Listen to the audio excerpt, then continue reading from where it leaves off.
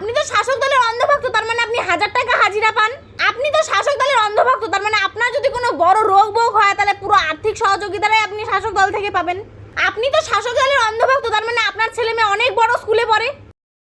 নমস্কার, আমি টুম্পা। আজকের আমার প্রশ্নগুলো সেই সমস্ত শাসক দলের অন্ধভক্তদের কাছে। আচ্ছা, আপনারা তো অন্ধভক্ত, তার মানে বর্তমান বাংলায় চলতে ফিরতে আপনাদের কোথাও কোনো সমস্যা হচ্ছে না।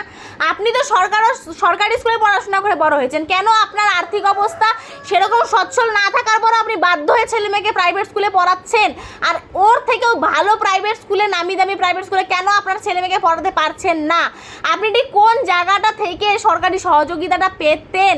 আজকে আপনি যদি সেই আধুনিক শিক্ষাটাই আপনার ছেলে বা মেয়েকে সরকারি স্কুল থেকে দেওয়াতে পারতেন আর কোনো টাকা পয়সা তাতে না লাগতো, তার মানে আপনি তখন সরকারি সুযোগ সুবিধাটা আপনি পাচ্ছেন। তারপর আজকে আপনার বা আপনার বাড়ির লোকের কারো যদি একটা বড় সড়ো কোনো রোগ হয়, তাহলে পরে তার যে চিকিৎসা করতে হবে তার জন্য তো আপনাকে ঋণ ধার করতে হবে। আপনার কি মনে হয় আপনি অন্ধভক্ত তাই শাসক দলের নেতারা এসে আপনার খরচপাতি দিয়ে যাবে? কখনো না। হাইলি হাই এসে নিয়ে একটু ফু দিয়ে আপনাকে জুড়োবে, তার চাইতে আর বেশি কিচ্ছু না। ওই ঋণ ধার করে হলেও সুস্থ আপনাকেই হতে হবে, তারপর আবার সেই ঋণ ধার আপনাকেই শোধ করতে হবে।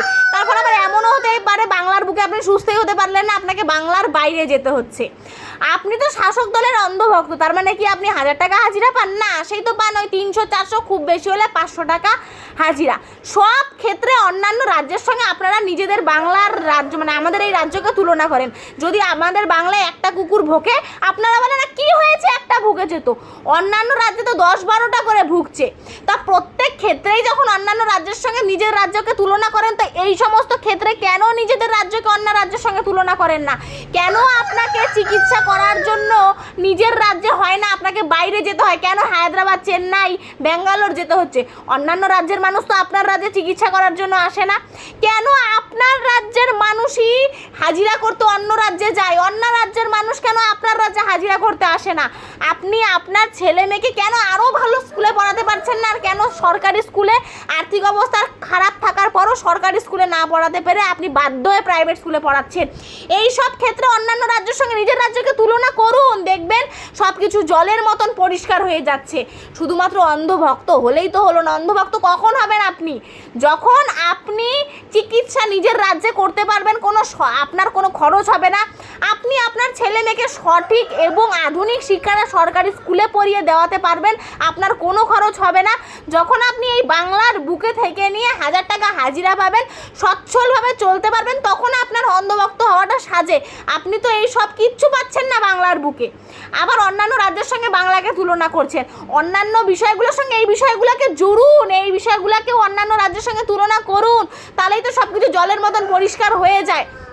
আজকে শুধুমাত্র তৃণমূলের মানে শাসক দলের অন্ধভক্ত বলে নয়, আজকে যে কোনো মানুষ যেই দলেরই অন্ধভক্ত হন না কেন, আজকে আপনি যদি অসুস্থ হই, ওই আমাদেরকে কোনো অন্য পার্টি থেকে লোক এসে টাকা দিয়ে সহযোগিতা করবে না। আমাদের নিজেদের ঋণদার করে বেঁচে থাকতে হবে, সুস্থ হতে হবে।